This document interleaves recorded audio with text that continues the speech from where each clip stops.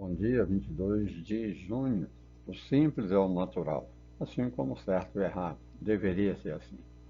Uma porcentagem mínima é contra, aí é onde vem o banditismo, vem as coisas erradas, tudo, mas isso a gente enxerga numa sociedade como uma porcentagem bem pequena. Só que é uma tendência no mundo de bagunçar o simples, o natural, o certo e o errado. São pessoas que não têm princípios cristãos. Do meu ponto de vista, não sou dono da verdade. Não vos inquieteis com nada. A paz de Deus é capaz de guardar vossos corações. Filipenses. Vamos lá, vamos em frente. Feliz é a nação cujo Deus é o Senhor. Um momento difícil, tem coisa terrena, deixa a gente nervoso. Mas se tiver fé lá em cima, a gente se acalma. Então é preciso aumentar a fé. Vamos lá, esse gráfico é o de desemprego. Da semana passada, eu gostei demais desse gráfico. Ele deu um trabalho danado, mas agora ficou bom. O que acontece aqui é que nós tínhamos um sistema de 5 capitais, né, na pesquisa mensal do IBGE, e agora passou para a PNAD. Agora é 3.600 municípios, muito melhor, muito mais robusto. Aqui a luta do Bolsonaro contra a pandemia, mas mesmo assim ele conseguiu. Esse verde aqui é ele. Ele entregou aqui, ó, com 8% de desemprego. E aqui? Aqui tinha, não é mentira, mas é uma injustiça, né?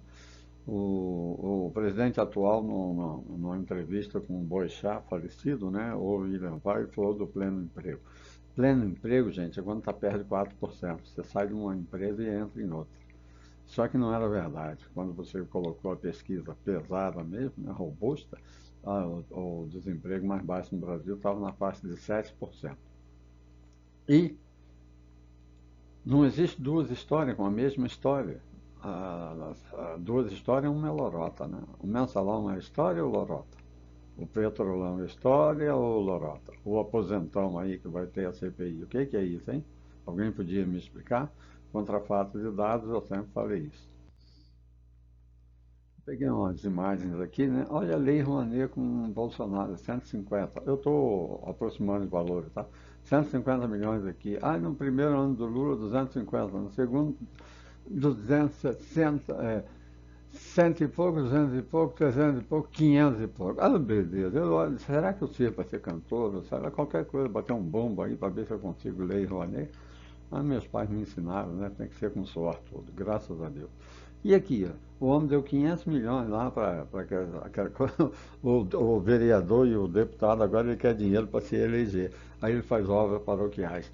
Deputado, senador, vereador, deputado estadual, tinha que estar lá para fiscalizar e fazer lei. Não é para fazer obras paroquiais para ele se reeleger, não. Isso é uma coisa que está errado.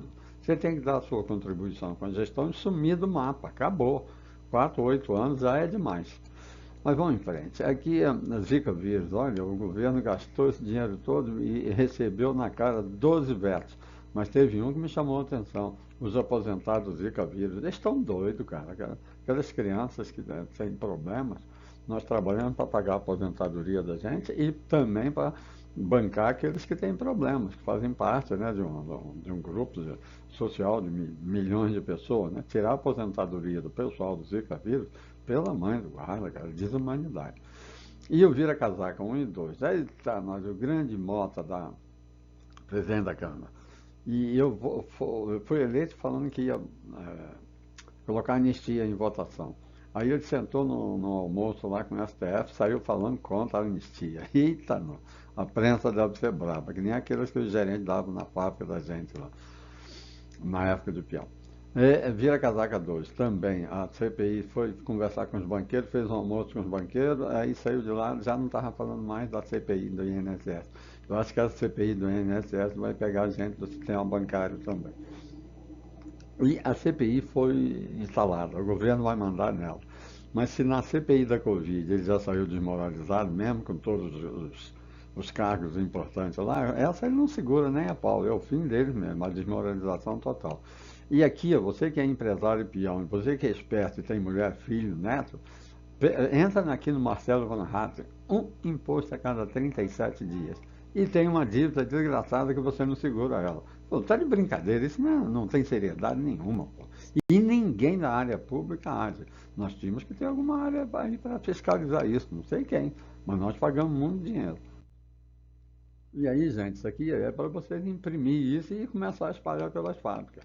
Todo prefeito, governo em Brasília, você tem que separar todo mês tem que sobrar um pouco. Todo mês, isso aqui é a causa de toda a desgraça das prefeituras, dos estados da União. Se você separa aqui, você fica positivo. Senão, você vai ter contra você, os efeitos são esses aqui. Ó. Estoura dívida, estoura dólar, estoura isso tudo que está aqui. Então, isso aqui é causa, o resto é tudo efeito. E o pior de tudo, o fechamento das empresas, né? Você fechou a empresa, acabou, cara. A competência que está ali vai embora. Espalha o peão, estoura os maquinários, é a coisa criminosa.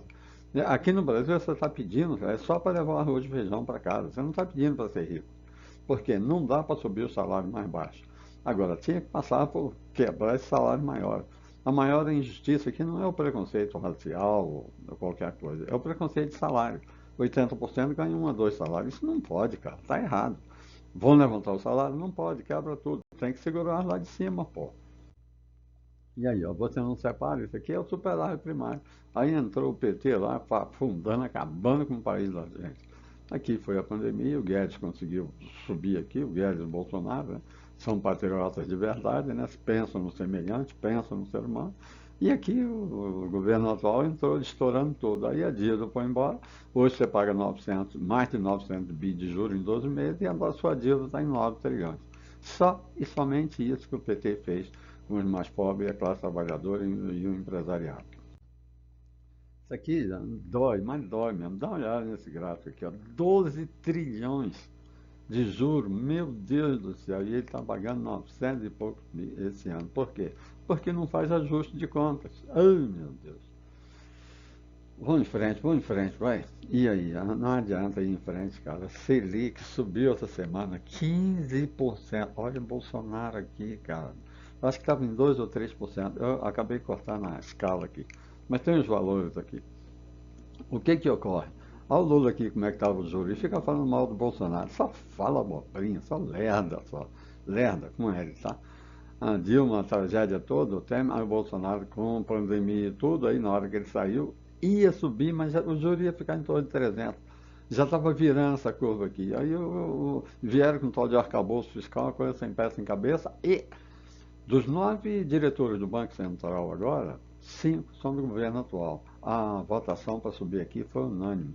Então, gente, a esquerdista, esse pessoal, não sei lá, não tem nada com um ser humano, não. É coisa má índole, sei lá. Não quer ver as pessoas bem trabalhando, indo para casa, levando arroz e feijão para casa. E aqui, mudando um pouquinho de assunto, parabéns para o Baiano aqui, sociólogo, mestre em sociologia. 71 anos, essa matéria aqui é do Poder 360. Eu vi uma professora em São José dos Campos, eu não sei se eu sou joseense ou taubatiano, eu fico nas duas cidades, estou perdido aqui, apesar de eu ser lá da roça do interior do estado do Rio e Friburgo, que é Cordeiro e que é Lavrinha, né? Lá no fim de mundo, eu espero voltar lá um dia. Identitarismo, no início do fim, essa porcaria, à medida que a professora falou, eu parei e fiquei ouvindo ela falar. Ela, coitada, desesperada, que estava mexendo com as crianças, com coisas que não era para mexer em sala de aula, estava atrapalhando a questão de família, de princípios, de valores. Eu nunca me esqueci daquela professora. E eu vi isso aqui cair.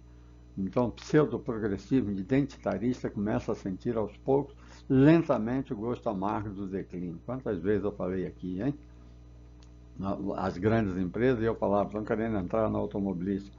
O mundo inteiro, a queda foi violenta. Falar nisso é fora de moda. Hoje ninguém quer saber dessa porcaria, não. Isso também entra naquela questão de certo e errado, certo? Da verdade e da justiça. E para minha alegria foi quando entrou a Toyota. A Toyota no mundo automobilístico puxa tudo, copia tudo. Um abração, fiquem com Deus, bom fim de semana.